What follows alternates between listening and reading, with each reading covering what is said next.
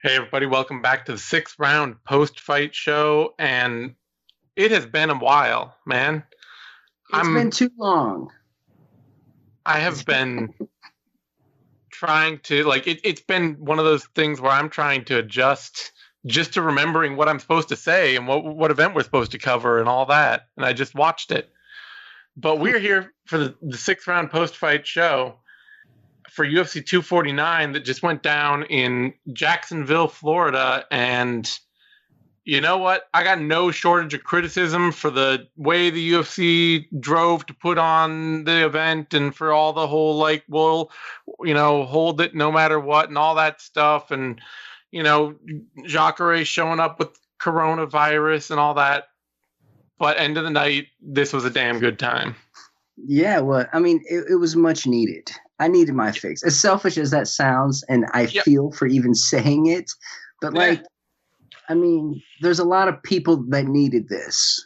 Mm-hmm. From the fighters to the staff to, people need paychecks. So you can't fault people for going to work. No. And I mean, I honestly, too, one of the things I'm slowly coming around to, I don't think there's any reason to let the UFC off light for putting people's health and safety at risk. But at the same time, too, I also expect that a lot more stuff is going to start opening up in the next month. And they're going to feel a lot less like an outlier by the time June hits, Well, no, they'll be a front runner, Yeah. The first to do it. They're paving the way for it. And I wouldn't be surprised if they picked up a whole bunch of fans tonight that had people that had nothing to do with MMA, but for the simple fact that nothing is on, they watch it. And what a card. If you've never watched MMA, you tune into this, it's like, what? We got all these sick finishes, violent finishes. I mean, what a relevancy. We got titles. We even got a retirement. I mean, this card had a little bit of everything. Yeah, no, we got a ton to talk about, so I can't drag this out too long. I'm just, it's one of those things you kind of got to, even the things you love deserve some pushback. But at the end of the day, I still love MMA. I'm not going to lie and be like, oh, I wasn't having fun out here tonight covering this. So, in my own personal way, of course I'm happy to have fights to cover. But, let's kick this whole thing off with the title fight that ended the evening. Although to hear Justin Gaethje tell it, he's not really. He doesn't think he's won a belt.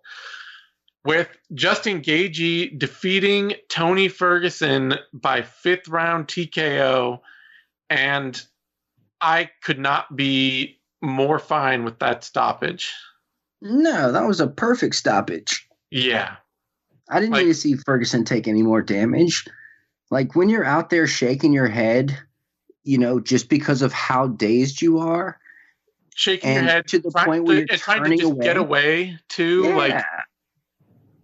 That's not intelligently defending yourself. No. And that's not like your typical Ferguson, I'm going to just spin my way in some sort of janky maneuver just to avoid this. That's a man just in 100% survival mode.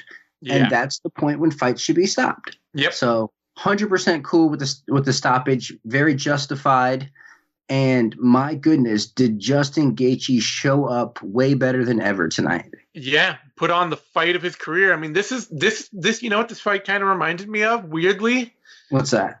Kind of reminded me of Justin Gaethje versus Dustin Poirier, where that was a fight with Poirier and Gaethje, where I was just kept being like, oh yeah, Gaethje's gonna find his way back into this. Poirier's doing well, he's making the right moves, but he's gonna slip up and Gaethje is gonna find him. Gaethje's gonna crack him.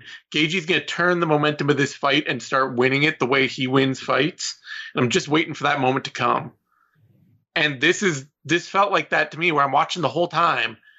And Gaethje's doing well. He's fighting the perfect fight. And you just the whole time you're like, Ferguson's going to solve this. Mm-hmm. He's going to figure this out. You can see the moments where the momentum was supposed to shift. Yeah. Yeah. And it just never happened. Mm-hmm. Gaethje just stayed composed. He did everything right. He kept to his tools. He got a little wild and crazy and got himself almost knocked out in one round, and then just collected himself immediately afterward, went right back to work, and he took Tony Ferguson apart. Yeah, all the credit in the world to Justin Gaethje for executing that game plan. Yeah. And credit to Trevor Whitman, who is a phenomenal coach, for understanding his fighter and telling Justin, hey, you're putting too much on these punches. Take a little bit off, and just start touching your target. And that was in between rounds 2 and 3. And at the end of round 2 is what you were saying, when Gaethje got a little reckless and got caught with that uppercut and dropped at the end of the round. So he went back to his corner. His coach calmed him down, told him what he needed to do, and Gaethje went out there and did it. He fought as if somebody was playing him in a video game that knew how to play. And it's like, he would come out, he would throw these really hard counter punches and then back off and allow his stamina bar to fill back up before throwing another combo or attacking with a leg kick. It was so calculated and methodical. And it's how, man, he just fought in a way that just didn't leave him overexposed for counter shots, as well as in a way that was sustainable, that could carry over late into the 5th round. Yeah, no, I mean, I kind of read this going in as like Gaethje's, he's this great, powerful, beastly fighter. He's always carried his power well late into rounds, whether he gets tired or not. He's always dangerous all fight. But it was kind of like Gaethje's the kind of fighter who, if he knows what he wants to do, he's just going to do it over and over again and keep making whatever is working work forever. Mm-hmm. And Ferguson's the guy who's going to adjust and figure it out. And he's the guy who's he might get caught a little bit. He might get wild for a little bit. He might make some mistakes, but he's the one who's going to key in on the problems and solve them. And Gaethje just didn't give him any easy solutions. Like he didn't give him any easy problems to solve. He kept things difficult and controlled and composed the whole way through. And then he stuck to that mentality of like, I'm doing the smart things. I'm just going to keep doing the smart things all the way through. And the thing is, that smart thing are vicious maneuvers. Yeah. Like absolutely just hellacious haymakers.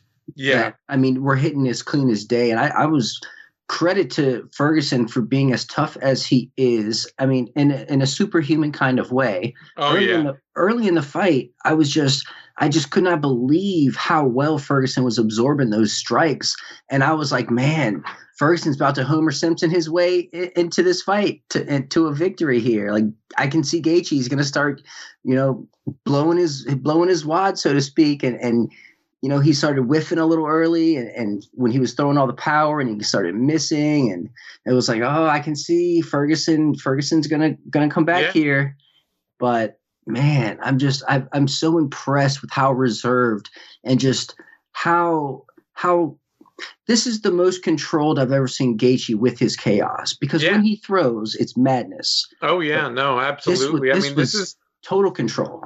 It's just amazingly impressive to see, like, for a lot of analysts, for I know for me and Connor and Phil and other people who do a lot of fight analysis, it was just sort of like the surface level of this is that Gaethje is a bad matchup for Tony Ferguson.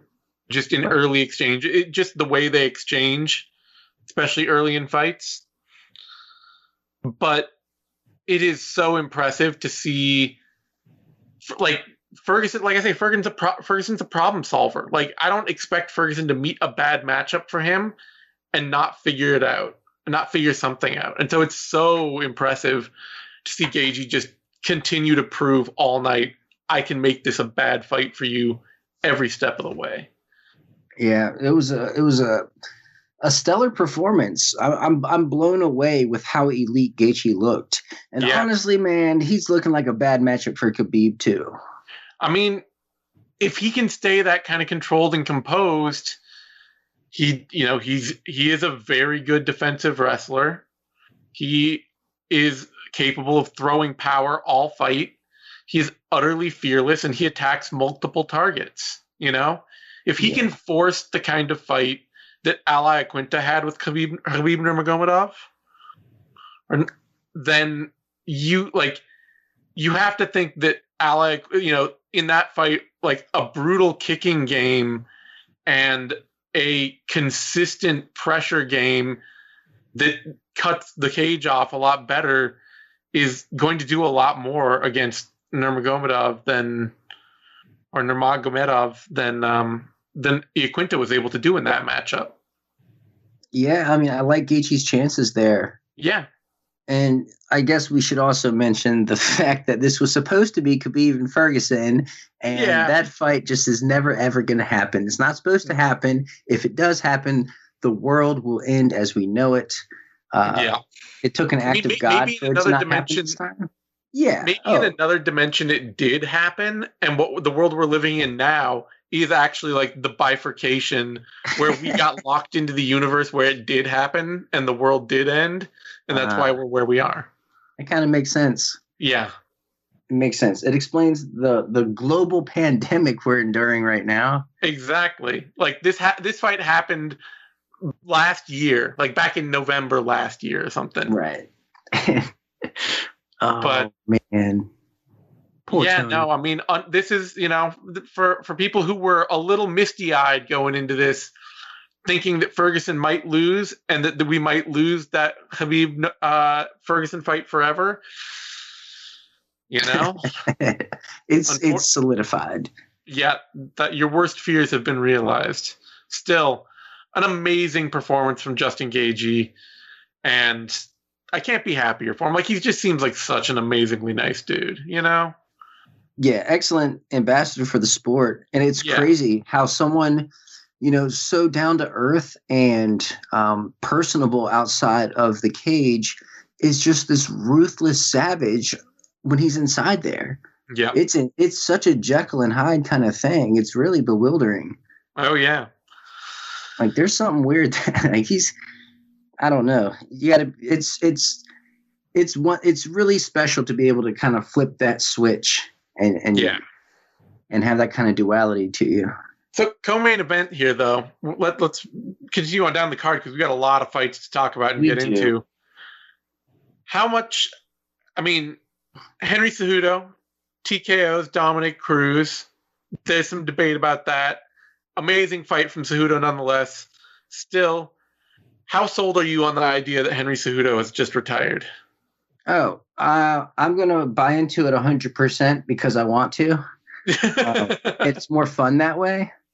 I've been around MMA for a long time, and I honestly can't recall anybody ever just retiring on top and then just staying that way. Yeah. Usually guys come back. I mean, even in boxing, we've seen it as well. There's something about it. Guys just can't stay away from it. Yeah. So I understand it, and it makes total sense. He's done everything he can do. He's been a champion twice over, and he just defeated who was the all-time great at bantamweight, and he still might be in Dominick Cruz. But, adding Cruz to your resume, if you're Henry Cejudo, it's like you got Cruz, you got Mighty Mouse, you got Dillashaw. What's left for him to do? Yeah. What's left to accomplish? 45. He's too small for 45. Let's be honest. Yeah. So I get it, man. If he wants to ride off in the sunset, that nothing would make me more happy than watching someone go out on a win. He does seem legit crazy enough that he just might do it. It's like, if you can be like, that would just be so strange, and nobody does that, and it doesn't, like, no MMA fighter is just gonna retire right in the prime of their career. Henry Cejudo is an exceptionally weird dude, like, he might just be weird enough to set that standard. I know there's also a lot of talk about the idea that he's angling to get a better contract out of the UFC. He wants to be paid like a major box office pay-per-view star for the company. And unfortunately for him, I just don't know that that's ever in the cards. Like, he is an amazingly talented fighter and an amazingly accomplished fighter, and he has done everything he could do to possibly set himself up in that kind of position. Right. But is he ever going to be a major pay-per-view seller? No, Probably not. It's really hard for flyweights and bantamweights. I mean, if Demetrius Johnson couldn't do it on merit alone, then no matter what Cejudo does in the octagon, it's never going to be enough to draw attention. Yeah, to draw the kind of attention that, like, might draw like 300,000 pay-per-view buys, right. It's just not 500,000 even, which would be a pretty impressive number these days. But it's not the kind of you are the next Conor McGregor, you're the next Ronda Rousey, you're even the next GSP or Anderson Silva kind of numbers, So it's like if you've reached your ceiling both financially and in terms of competition, I mean, what do you do? At that point, you're just collecting paychecks. So how do you get up every morning? How do you get motivated to fight these killers who are coming for you when there's no incentive to continue to, I mean, outside of just your own personal wanting to get better and develop as a martial artist for your own personal well-being. I mean, what's the motivation? What's the incentive for prize fighting? Because that's what this is. And I've thought for a long time that the sort of secret switch to Henry Cejudo's psyche is that he is not at all comfortable being the favorite, being the lead guy, being the guy everybody's gunning for. He's the kind of guy who chases and runs up the ladder and gets Olympic gold and then just doesn't even make the team the next Olympics. Right. He's the kind of guy who charges up the ladder and is kind of not training that hard, not cutting weight that well, not really developing that much, and fights Demetrius Johnson and gets blown out. And when he loses, that instantly motivates him to develop and become a much better fighter. Mm-hmm. And the moment he wins belts, he just starts trying to find new, bigger challenges where he can still feel like he's facing something that people don't think he can do. And featherweight is really the only unturned stone for him. Yeah, but it just doesn't seem like, what's the motivation from the UFC to start putting him in those fights, Yeah, I mean, there really is none. No. They have plenty of contenders. And, I totally understand Cejudo walking away. There's just really nothing left for him to do other than just collect the same sort of paychecks. And I can understand why it's not worth it for him. I am more than happy to keep watching him fight, but I can't be mad at any fighter who ever wants to retire, especially not like in the prime of their health. Sure. All that said, okay, now getting to the second part of this, what did you think of the stoppage? 100% verified. I mean, certified. I'm 100% in agreement with the stoppage. I'm okay with it. I think the only reason there's even as much debate about it is just because of how tight Dominick Cruz is with Daniel Cormier and Joe Rogan, the commentators. So they don't want to sit there and, completely throw their dude under the bus. So they're going to, for the sake of that's their boy, they're going to like have this little competitive banter. Was it a good stoppage? Was it not? It's like, come on. If it was anybody, like, that's a good stoppage. Cruz was just going to take more punishment. That, and it's not like we don't have a pretty sizable track record to say that Cruz never wants to be on the butt end of anything. Right. Right. Like if there's a shadow of a doubt that he got even a little bit screwed, he is not gonna let that go. This is not a dude who's just gonna be like, yeah, let bygones be bygones. He's gonna be like, no, I did not lose that fight. Yeah, there will probably be an appeal, I don't even know if he'll do that just because he's got to, if they want to give any credit to his smarts at all, he's got to know that he wouldn't get anywhere with an appeal. But he is going to believe deep in his soul forever that he did not lose that fight. Yeah. And if anybody was going to retire after this fight, I would have pegged Dominick Cruz. Right? But no. Well, that's the thing, though, is that Dominick Cruz, he could never walk away. Nah. He is way too invested in the in the glory and the pride of being a great fighter. There's no part of Dominick Cruz that wants to be not doing this or not seen as the greatest fighter. You know. Well, on the upside, he is still extremely talented, even if he is slowing down, even if he is accident prone. But now the belt's vacant, so there's room there at 135. He can fight Uriah Faber for the new vacant. Oh my goodness, that's the best.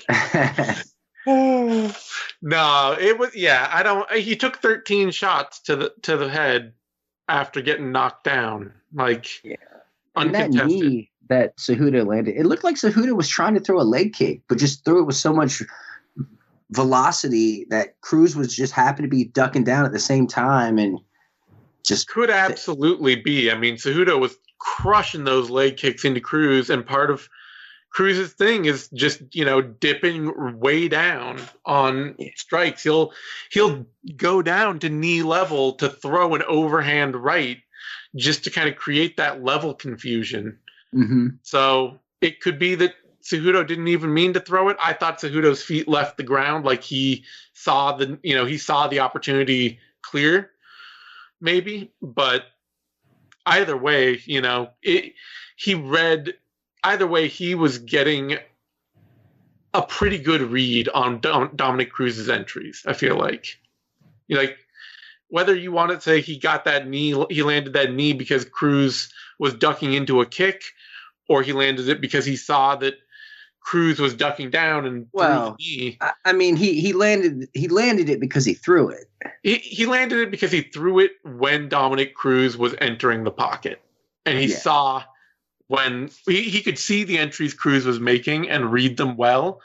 And honestly, I was kind of shocked about that for Cejudo in this fight. He, in his past fights against really good strikers, he has had a lot of trouble timing guys out at range, whether it's Sergio Pettis or Marlon Moraes or, even Mighty Mouse for stretches of that fight. Yeah. But to be fair, all of those guys are much more faster strikers than present-day Dominick Cruz is.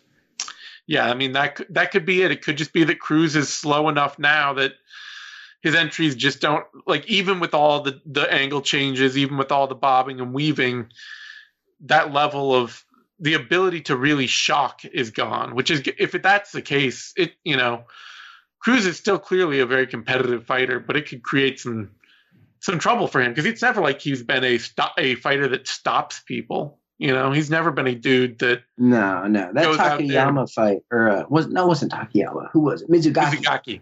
Yeah, that was like an exception. Yeah, he's not a submission artist. He's not a knockout artist.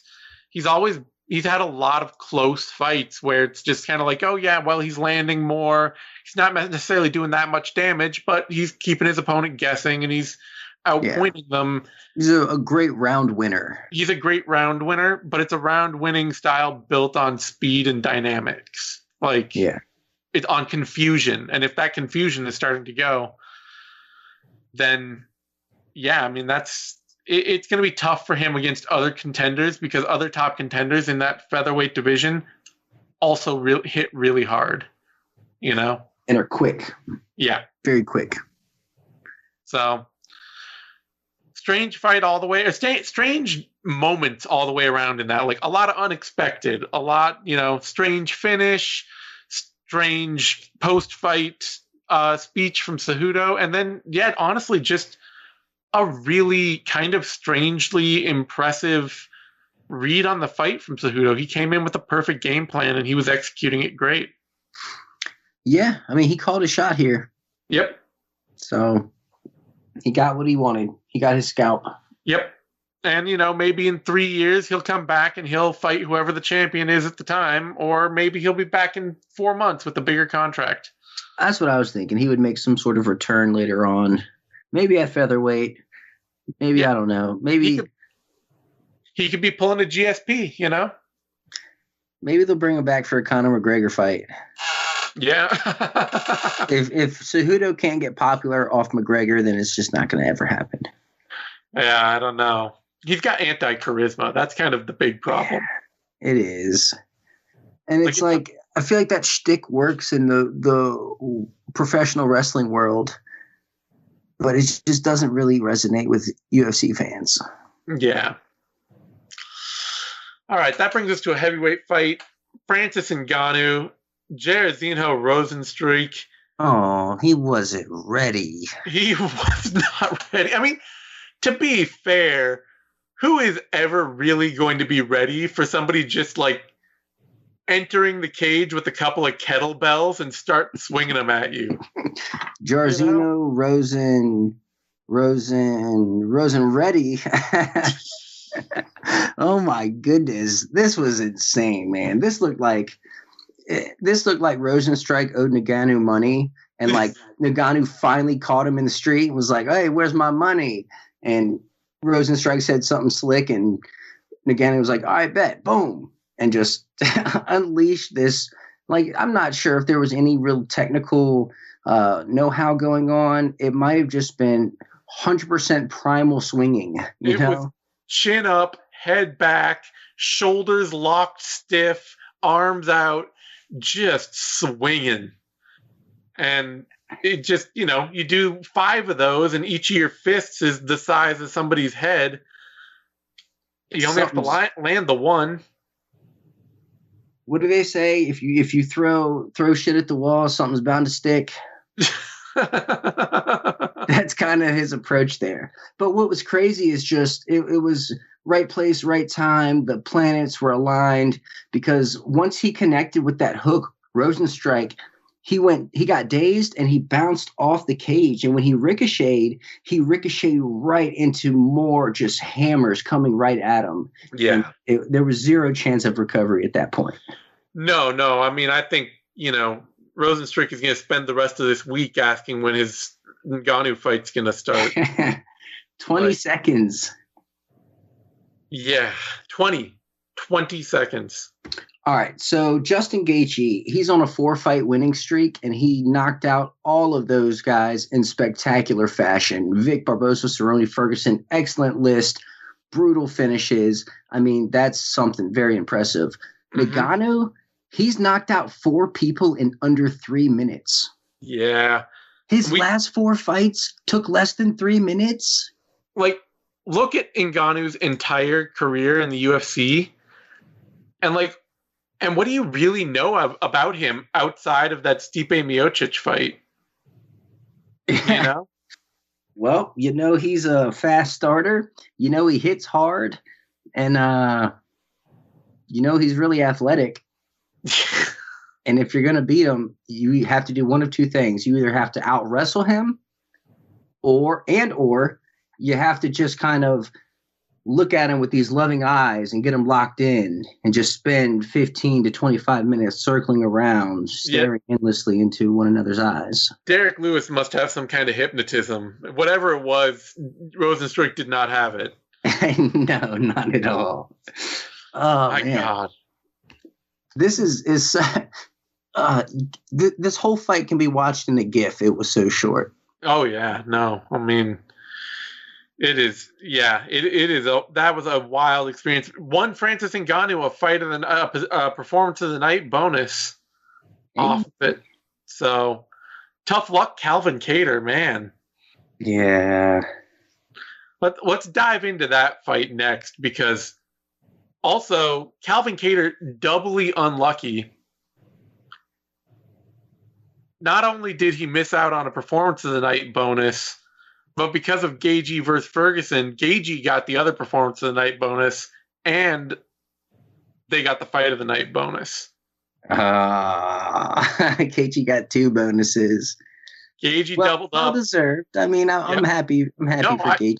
You can't, no hate for Justin Gaethje here. It's just Calvin Kattar went out there, absolutely went to war with Jeremy Stephens, just trading power shots all the way through for a round and a half, and then landed one of the most beautifully crushing elbows you will ever see. Yeah, that was phenomenal. It's on that, Matt Brown, Diego Sanchez level, Mike Perry, Jake Ellenberg level. Like, this is And it's like the first elbow he threw all fight. Yeah. I mean, like the whole fight is just slick boxing combinations. And then he's just like, okay, time to throw the elbow. And it was just the perfect time to throw it. Yeah, I mean, I think that's why it worked. I think that's why it ended up being such a crushing KO is that, he's throwing these long 1-2 left hand to the right hook and left hand, right hook, left hand, right uppercut combinations. He's thrown a couple 3 pieces in there. He's done a lot of 1-2s. And so he steps in on that, throws the jab. Jeremy Stephens sees the right hand coming, and then the right hand doesn't land. And the brain just has to have that split second of confusion where you're no longer braced for the punch anymore. You were braced for the right, but now like that didn't happen. And then that elbow just comes crushing in behind it. And it's a perfect way to disguise a shot and make the punch that Jeremy Stephens very likely would have seen coming into a strike that he did not see coming at all. Yeah, with more velocity, more ferocity. Yeah. Man, that was perfect. Like perfect. That's the best way to describe it. It was perfect. And just, you compare it perfectly well to Ellenberger and Sanchez, the blows that knocked them out, but knocking Jeremy Stephens out at this point in his career is a whole different thing. Yeah, it is. Stephens is tough. And credit to him, man. So he showed up way overweight. Yeah. No excuses. 4.5 pounds or whatever. But he showed up to fight. I mean, right away, he went right at Kattar, winging hooks and being aggressive. And he looked good. He looked like he was out to get his fight, and he did. Yeah, he looked like he took Kattar very seriously. Yeah. But, Kattar's nice, man.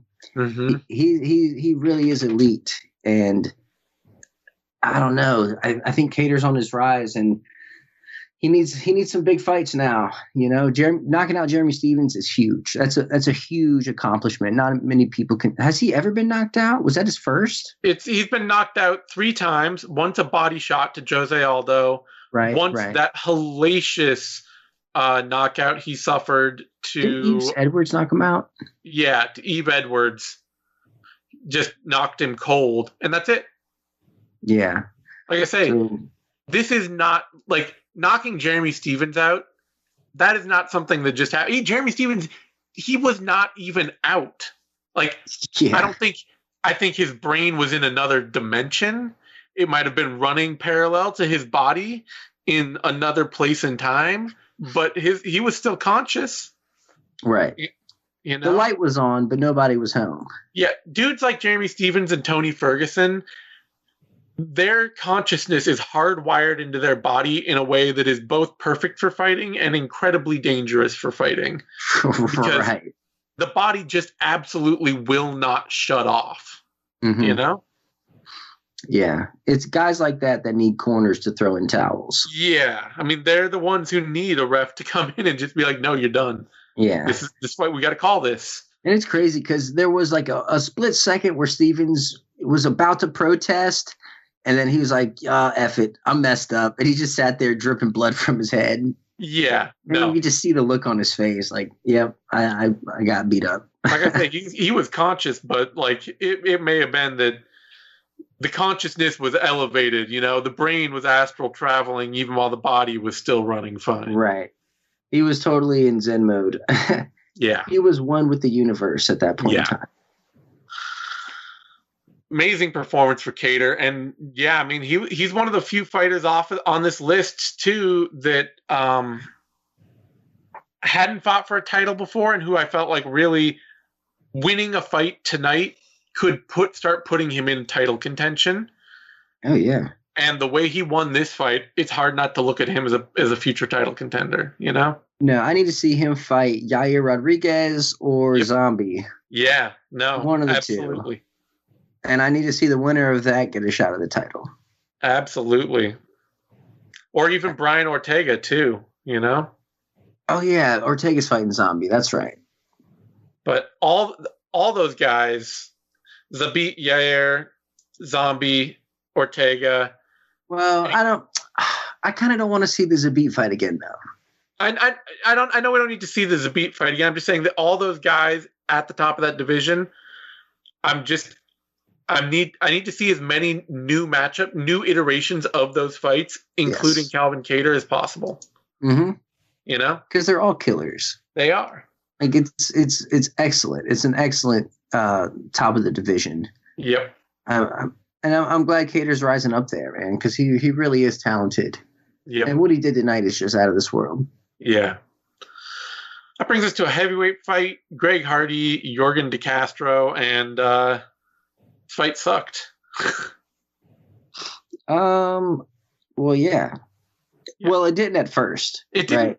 It didn't for a little while in the first round. Yeah. Even then, though, it kind of fell off a cliff for stretches.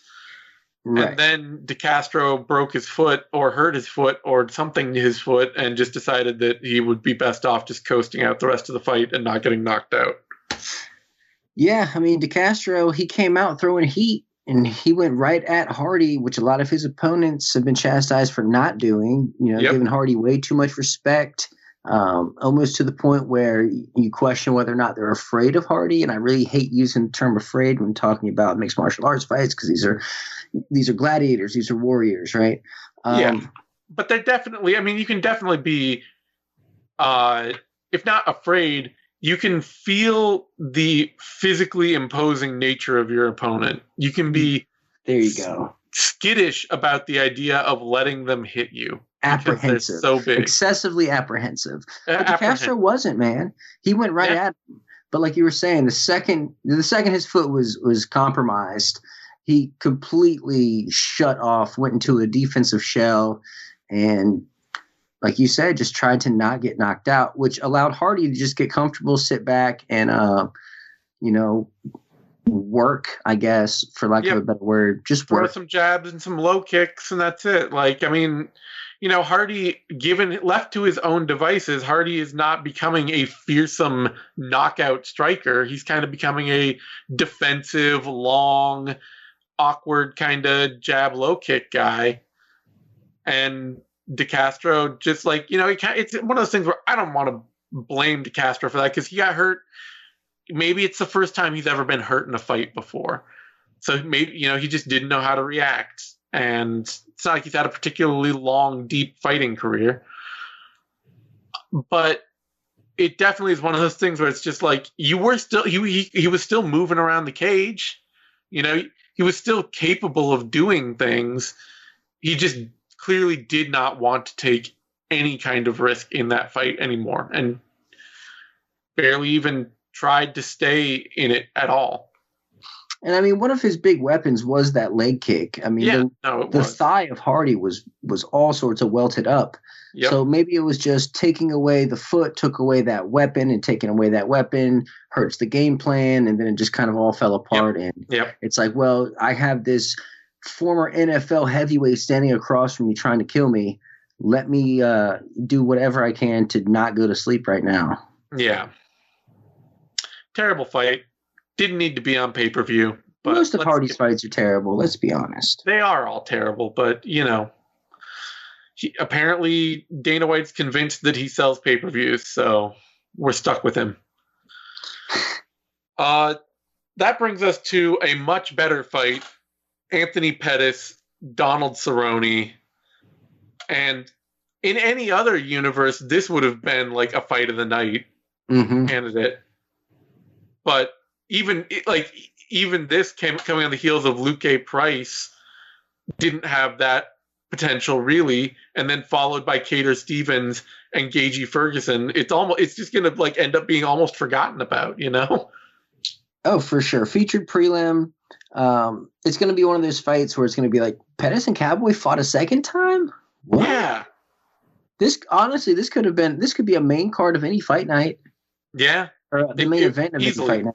Yeah. Main event of any fight night. So here's the thing, though, that we got to talk about with this fight. Both Pettis and Cerrone, they had their moments. They looked good throughout the fight in stages. They both got to have the kind of fight they like to have. Do you think that the ref not calling that eye poke in the third round was the momentum shift that Pettis needed to secure this win? No, I mean, I can't say that. I don't think that's fair. I think that's, this is such a real time thing. Yeah. And it's so easy to just call something that didn't happen and be like, oh, I got poked. Or you get punched and you think it was a poke. So you're like, hey, I got poked. So the ref stops it, gives you time to recover, when in reality, you got punched and the fight should be continued. So I'm not going to blame the ref. Did the ref make a mistake? I guess. Empirically, he did. Is it a mistake we blame the ref for? Not necessarily, but empirically. It's a human mistake. You can't expect him to see every single thing from every single angle. No. So it's. I can't be like, I will never say that Cerrone lost this fight because he got poked in the eye. It's like, yes, you got poked in the eye. But you also spent some time trying to signify and signal that you got poked in the eye instead of defending yourself or fighting back. Yeah. So I fault Cerrone for that. And credit to Pettis for fighting through. He did his job. Yeah. No, there's no blame here on Pettis for me, except for the open hand swiping your opponent. I guess I'm just charging it to the game is what I'm saying. Yeah. I'm just charging that to the game. It's no one's fault per se. It just happened. Yeah, it's an incidental thing. It's just one of those things where it's like, I remember watching it at the moment and being like, oh, if that actually was a punch, that is a major scoring moment in this fight. If I'm a judge and I'm watching that and I think like, oh, they're not calling this a poke, that must have been a punch. And Cerrone's like, I'm like, oh, wow, he's really hurt. He punched him and really hurt him. That's a big moment where I'm scoring that round. Mm-hmm. And it's a round that Cerrone otherwise did really pretty good in. He rocked Pettis with a head kick. Mm-hmm. He was composed. He fought hard. They both landed a lot of shots. I don't know that we have any UFC fight metric. I don't think so. I think on the broadcast they said there were no stats tonight. I know they said there were, but they should have somebody somewhere doing stats after the fact. Yeah, they've got some. So they didn't have live stats in the truck being piped in, but they did have somebody still counting punches somewhere because that can be done remotely. That can be done on TV. And just looking at the fight metric stats on that too, there they go. They have Donald Cerrone landed 62 of 148 significant strikes to 63 of 113 significant strikes for Pettis. Wow. Pettis landed 81 of 133 total to 62 of 148 total for Cerrone. And Cerrone had a couple takedowns in there. It was a razor close fight. And so, it's not one of those things where I would blame the judge, blame the ref or anybody else for the eye poke non-call. But in the third round, I'm watching it if we're calling that like a punch, that is a major reason to give Pettis that round. Yeah, and for sure. He won the fight. He won the fight where 29-28. So, that's... It's an interesting moment in that fight. And I think more than anything, though, I think that fight proved what I had kind of thought was the case, which is that Justin Gaethje and Conor McGregor were terrible matchups for Donald Cerrone, and that he's not nearly as washed as people were thinking he was. Yeah, I kind of feel like Cerrone's been labeled as washed for most of his UFC career, honestly. Yeah, there's the last 5 years have been people being like, "Oh, Cerrone gets knocked out all the time," and it's just like, yeah, but he still comes back and he keeps picking up some really big, remarkable wins. Yeah, man, he's got that Shogun longevity. Yep. I don't know. Good for Pettis though. Yeah. Get him back in the win column. And it was a fun fight. I'm glad the UFC made that fight again, honestly, at this point in those guys' careers, because it suited them both perfectly in this moment. But honestly, this would have been better served as a 5-round fight. Maybe, yeah. I don't know. I don't even know that. I don't know that I feel like either guy has the durability for that anymore. Like they've been. But that's what I'm saying. So like, there's a better chance that instead of having like a razor close decision, we would have got it finished one way or the other. True. That it would be better for the fans. Yeah, that's all I care about. That's right. That's right. Not worried about them. We're talking about fights amidst the global pandemic. It's true. All right. That brings us to a heavyweight bout. Alexei Olynyk, Fabricio Werdum, and Olynyk came out with blood on his mind, ready to absolutely just go swanging and banging with Werdum, and Werdum was not ready for that fight. Yeah, it was like Alexei Olynyk in the video game, and the person with the controller had no idea who Alexei Olynyk is or how to use them. So he's just going to come out throwing haymakers. And it worked. It worked so well. Werdum looked old out there, man. He did. That's like, he just looked slow and old and flabby, and he looked very daddish. He looked more daddish than Olynyk did. How does that work? Yeah, no kidding. How? Like, what has Olynyk been doing? Like, did he find the fountain of youth? He looked like 10 and a half years younger. Like, he's up now, and quarantine's been good for him. Back. No, I mean, the sad thing is for Werdum, he's got to be looking back on this in, the next few months and just being like, when I took him down, I absolutely worked him over on the ground. I had this. Why didn't I actually try to take him down earlier instead of just going out there and trying to feel out range and kickbox with him? It almost seemed as if Werdum just wasn't ready. Like, he was expecting his timing of old to be there, and it wasn't. And the fight started way faster than he was expecting it to. And by the time he was able to get his bearings and settle in, he's already down around. Yep. Yeah, no. He came out, he Dominick Cruz may tell you that ring rust isn't real, but it looked real out there. Well, I think it gets increasingly real the more you age in life. Yeah, I mean, these two dudes are a combined age of 84. If there's not any ring rust on them, there's actual rust. Actual oxidation going on. Yeah. Oh, that is fantastic. Olynyk showed up. I'm glad he got this win. Werdum rallied, but just the output and aggression and willingness to just swing his hands. For me, I feel like Olynyk should have won. Oh, sure. No, I think he totally deserved the decision. And I mean, he's always had some sneaky power in his hands. I was worried about that going out. I was like, Werdum can out-grapple him, and they're both very willing grapplers, so I think this will hit the mat, and I think Werdum will out-grapple him. That's the fight I'm going to call. But if this stays standing, Olynyk is a sneaky, powerful puncher in a way that Werdum just isn't. And Olynyk was like, he knew it. He came out ready to keep this standing, and Werdum did not know it. Man, Werdum looked really bad out there, I got to say. Yep. All right. It reminds me of the old Werdum that used to flop whenever he faced a good striker. Yeah. That's I kept thinking he'd just flop and fall to the ground and let Olynyk have top control. Because even when Olynyk was on top, Werdum hit that nasty Kimura sweep. Yeah. Werdum is still a world's better grappler than Olynyk. Which is crazy. Yeah. That just goes to show how good Werdum is. Yeah. All right, that brings us to the other really terrible fight on this card and the most contentious fight on this card. Carla Esparza taking a decision over Michelle Waterson. I scored it for Waterson live. I am not that surprised she didn't get the win, but how did you have it? I scored it for Waterson because I love who she is as a person.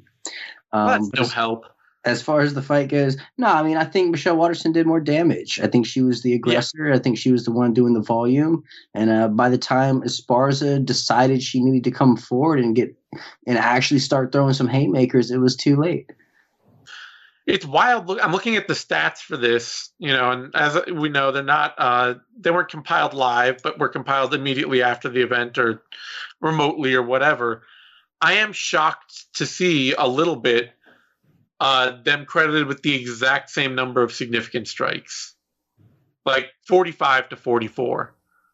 And most of them came in that third round for Esparza. Yeah, it was 5-9 in round 1, 15 to 13 in round 2, and then 25 to 22 in round 3. Wow. So it was by the numbers, it was an incredibly close fight. It's just one of those things where, like, I scored it for Waterson. I thought she did more in the first 2 rounds and lost the third. But at the same time, for Waterson, you also have to look at that fight and be like, you were shutting her game down perfectly for the first 2 rounds and capitalizing on it 0, you know? Yeah. Like, the story of those first 2 rounds was Carla Esparza can't get a takedown. Carla Esparza can't close the distance. Also, she's not there's nothing coming back at her, you know? No, just like it was very weird volume. Yeah. Like, you know, almost like karate strikes. Like, she wasn't throwing fight enders or haymakers or anything. She would just, you know, throw like a 1-2 and throw a kick behind it. Really just trying to stay at range. Yeah, and it's just like you're being given all this range. You need to be like pumping the jab out there a bunch.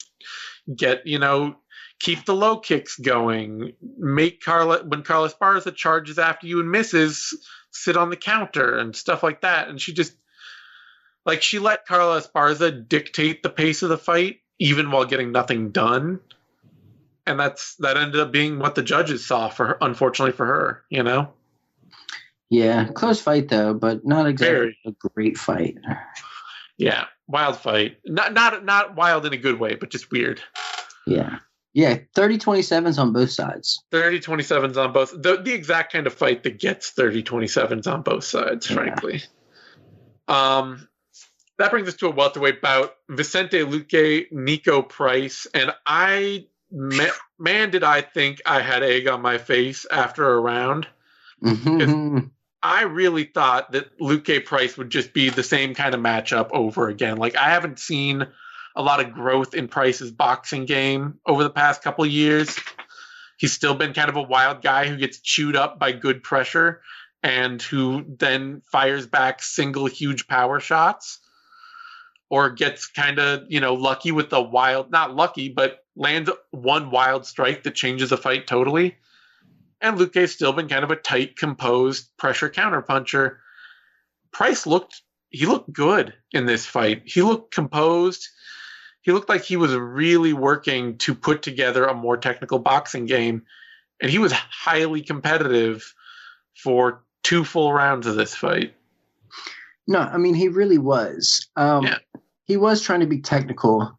But I think the thing is, like, with Price, like, he's such an athlete that's his strength. Like, how opportunistic he is and how great of an athlete he is really his selling point. So I feel like going in, Price really had to be aggressive here, and if he wanted to win, and he had to do that against someone who is a better technical striker. Yeah. And if you look at the fight, that's exactly when Price did his best work, is when he got aggressive, is when he came forward, when he was throwing. But it was like he really had to make those moments count for a lot during those blitzes, because waiting at the end of that aggression was some really hard counter shots from Luque.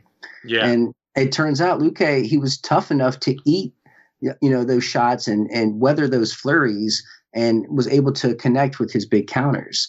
So, I mean, once again, not to harp on stats as a big decider of fight metrics and things like that, but the significant strikes of this 130 to 129.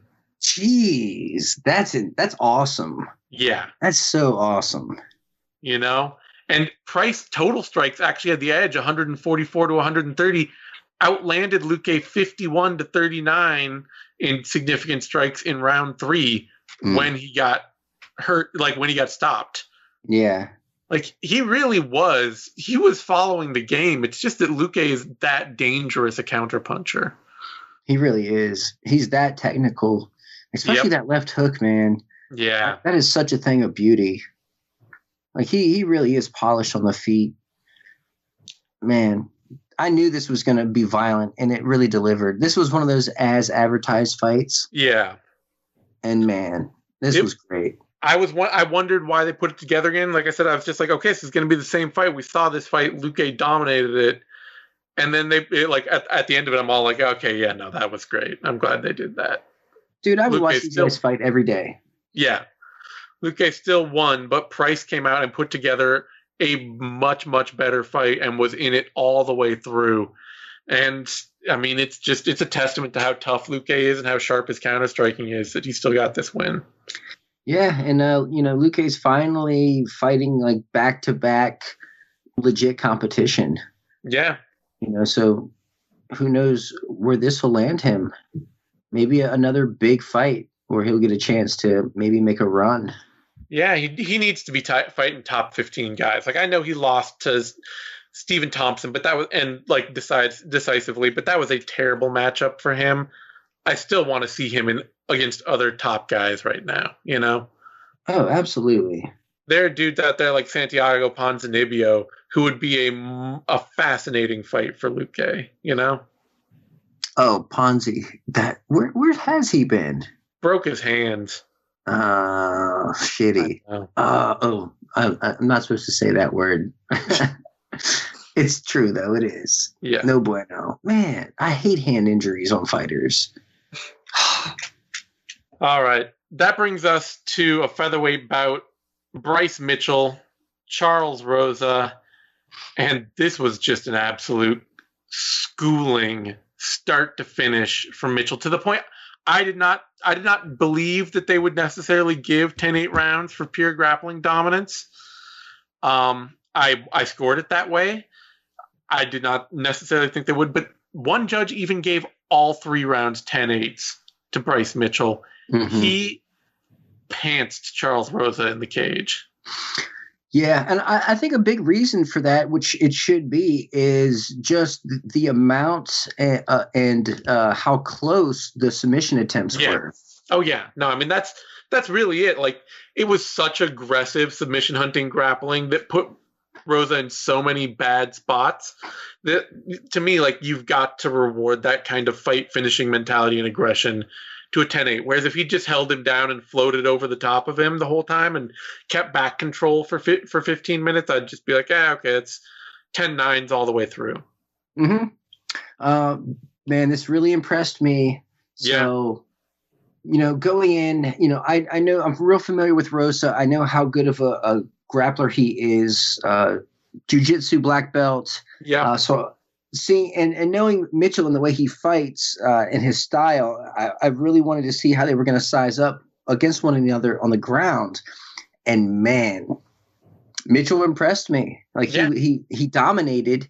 Rosa impressed me with his ability to survive, his submission defense, his ability to just stay in there. His self-defense skills are through the roof. Yeah. Right. But this is just one-way traffic, and it was so dominant. And to see Mitchell be able to dominate someone who is as sneaky of a grappler as Rosa, it really blows my mind. Yeah, like, I mean, Manny Bermudez was kind of a hot, submission ace grappler coming up last time against Charles Rosa, and he got tapped instantly.